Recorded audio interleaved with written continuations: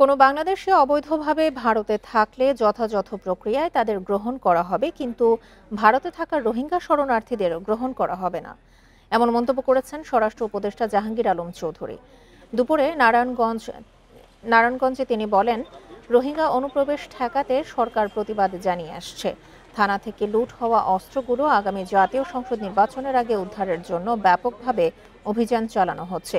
এ সময় গণঅভ্যুত্থানের মামলায় নিরপরাধ ব্যক্তিদের হয়রানি এড়াতে সুষ্ঠু তদন্ত সাপেক্ষে অভিযোগপত্র দেওয়া হবে বলেও জানান স্বরাষ্ট্র উপদেষ্টা।